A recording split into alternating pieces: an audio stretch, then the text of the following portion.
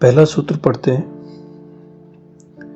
ओम केन इशितम पतति प्रेषितम मनः केन प्राणः प्रथमः प्रीतियुक्तः केन इशिताम वाचमिमां वदन्ति चक्षुः श्रोत्रम क उ देवो युनक्ति। पहला सूत्र शुरू होता है केन शब्द से, इसीलिए इसका नाम केनोपनिषद पड़ा है। तो इसमें कहा गया है केन कौन, किसकी इच्छा से,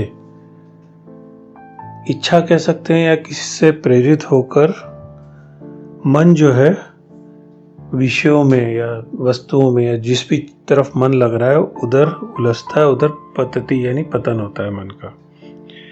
तो मन उधर जा रहा है संसार की तरफ, संसार के विषयों की तरफ। तो किसकी इच्छा से, वो इच्छा का स्रोत क्या है, वो जो प्रेरणा है, जो एक स्फुरण है, वो कहाँ से आया। फिर आगे कहा गया केन प्राण प्रथम प्रीतियुक्त, तो किसके द्वारा जो प्राण है, कौन किसकी वजह से या कहाँ से ये होता है, इसका स्रोत क्या है कि प्राण, सबसे पहले प्राण जो है शरीर में आते हैं, युक्त होते हैं या प्राणों का संचारण होता है। तो प्राण आते हैं तभी कोई मनुष्य पैदा होता है, जिंदा होता है। कैसे वो प्राण का आना होता है, कैसे संसार में आना होता है, कैसे, या जिंदा रहते हुए भी जब हम जीवित हैं तब भी प्राणों का जो संचारण हो रहा है उसी से सब कुछ चल रहा है। तो कैसे होता है, क्यों होता है, एक तरीके से किसकी वजह से होता है, क्या चीज उसको प्रेरित कर रही है।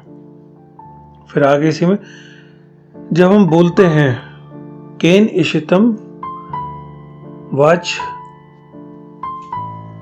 तो जो कुछ भी बोला जा रहा है, वाच मिमाम, जो कुछ भी बोला जा रहा है वो किसकी इच्छा से, किसकी प्रेरणा से बोला जा रहा है और कहां से वो बोलना हो रहा है।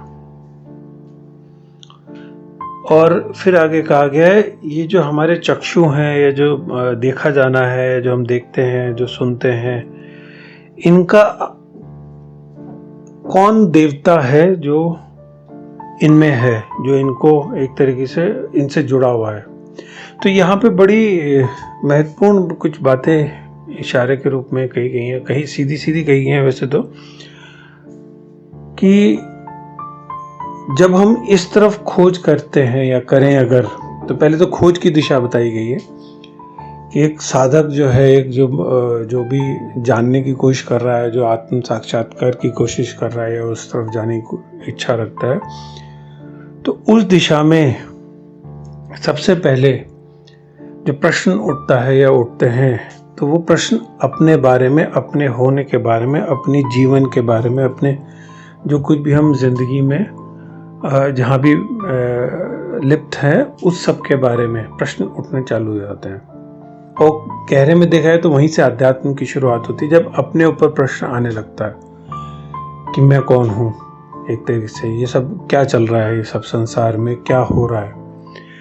तो वहाँ पे जब बात आई है कि जब ये प्रश्न उठने लगता है कि जो कुछ भी मन जहाँ भी जा रहा है, जिस तरफ भी मन का ओरिएंटेशन है, या मन जिस तरह भी प्रेरित हो रहा है, या इच्छाएं डेवलप हो रही हैं, इच्छा उठ रही है कि ये करें, वो करें, ये चाहिए या वो नहीं चाहिए, तो मन में जो कुछ भी उठ रहा है वो कहाँ से उठ रहा है, उसका स्रोत क्या है। तो ये पकड़ने की दिशा, प्राण अगर हमारे अंदर हैं जिनकी वजह से हम जीवित हैं, वो प्राण कहाँ से आ रहे हैं, सबसे पहले वो प्राण क्या है, वो प्राण का होना क्या है, वो प्राण गहरे में कौन उस हमारे अंदर प्राण को फूंक रहा है, जिसे हम कह सकते हैं। ऐसे ही जब हम बोल रहे हैं तो जो कुछ बोला जा रहा है तो वो कहाँ से बोलना हो रहा है। जब भी हम कोई शब्द बोल रहे हैं, कुछ भी बोला जा रहा है, तो उस बोलने के पीछे का जो ऊर्जा है, जो उसके पीछे की जो त्वरा है, जो उसके पीछे की जो प्रेरणा है, वो कौन है। तो वहीं फिर आगे कहा गया, अगर यहाँ पर हम बहुत सारे प्रतीक होते हैं, तो ऐसे ही एक आगे जो इसके पीछे की जो प्रेरणा है, इन सब चीज़ों के पीछे की प्रेरणा है, वो एक तरह से देवता है। तो उनको देवता कह दिया। जो भी अगर हम समझ में आता है, हम ऊर्जा के रूप में समझें या उसके स्रोत के रूप में समझें, तो क्योंकि वो इस चीज को चला रहे हैं। तो इसे ऐसा कहा गया जैसे हम कहते हैं अग्नि है, वायु है, सूर्य है, ये सब देवता हैं। तो गहरे में हमारे अंदर जो भी उठ रहा है उसके पीछे किसी ना किसी शक्ति का हाथ है, एक तरीके से हम ऐसे समझ सकते हैं, या उसके पीछे किसी ऊर्जा का हाथ है।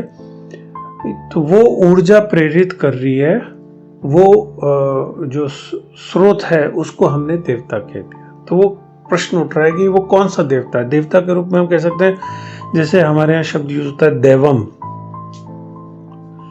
देवम को हम बहुत बार अगर शास्त्र पढ़ते हैं तो उसमें जैसे नियति के रूप में भी समझा जाता है कि देव इच्छा, देवताओं ने जो निर्धारित कर दिया वही हो रहा है। तो जो देवम है यानी जो भी नियति है वैसा हो रहा है। तो वैसे ही यहाँ पे भी कुछ हद तक थोड़ा सा कि वो जो कुछ भी हमारे अंदर हो रहा है वो कौन कर रहा है, वो क्या देव है वो। क्योंकि बहुत बार क्या होता है कि हम अपनी जिंदगी में देखें, प्राण है हमारे अंदर, तो वो ऐसा नहीं कि मैंने अपनी इच्छा से, अगर मैं अपने आप को कुछ अलग समझता हूँ, मैं कि मेरा एक कुछ नाम है, मैं कुछ हूँ, तो मैं अपनी इच्छा से तो या मैंने खुद की जानबूझकर ये प्राण अपने अंदर नहीं डाले। प्राण तो अपने आप आए हैं, कहाँ से आए हैं फिर। इसी प्रकार से मैं मन के अंदर जो कुछ भी चल रहा होता है, विचार चल रहे होते हैं, भाव चल रहे होते हैं, वो ऐसा तो नहीं कि मैं जानबूझ के कुछ सोचता हूँ। कभी कभी होता है जब मेरा फोकस होता है किसी चीज पे, तो मैं किसी पर्टिकुलर चीज पे सोच रहा होता हूँ, ध्यान कर रहा होता हूँ, तब तो बात अलग है। लेकिन अगर जिंदगी में देखें, हम हमेशा किसी ना किसी कोई ना कोई विचार जो है, कोई ना कोई भाव अपने आप आता जाता रहता है। तो वो कहाँ से आता है, मैं तो नहीं ला रहा, रैंडम आ जाती हैं चीजें। इसी प्रकार से मैं बहुत बार बोलता हूँ, बोलते बोलते कुछ शब्द निकलते हैं, और बोलने की प्रेरणा कहाँ से होती है। मैं चुप भी रह सकता हूँ, मैं क्यों बोल रहा हूँ, मैं शांत रह सकता हूँ, बिल्कुल कभी कुछ ना बोलूं, लेकिन कहीं से एक प्रेरणा आती है कुछ बोलने की। इसी प्रकार से हर इंद्रिय के साथ हमारा यही होता है कि अंदर से जैसे एक प्रेरणा आती है, अंदर से कुछ जैसे कोई अंदर एक फोर्स है जो बार बार हमें संसार में लिप्त कर रही है, संसार में प्रक्षेपण हो रहा है हमारी सब अंदर की चीजों का, अंदर जो चल रहा है उसका। तो अभिव्यक्तियां होती हैं, बाहर की तरफ हम लगातार अभिव्यक्त कर रहे हैं। तो वो कौन सी चीज है जो हमारी इंद्रियों के द्वारा, हमारे शरीर के द्वारा अभिव्यक्त कर रही है संसार में। तो ये गहरी से गहरी खोज है। अगर किसी भी एक इंद्रिय को पकड़कर उसके ऊपर भी कोई साधक गहरे में उतरने की कोशिश करे कि उसका स्रोत क्या है, कहां से वो प्रेरणा आ रही है, तो कुछ हद तक एक अंदर की जो खोज है, एक दिशा निर्धारित हो सकती है यहाँ पर एक साधक के लिए, और उस दिशा में खोज कर सकता है। तो ये पहला प्रश्न बड़ा महत्वपूर्ण हो जाता है, और जो इस प्रश्न पे उतर सकता है वो फिर आगे इस खोज में जा सकता है।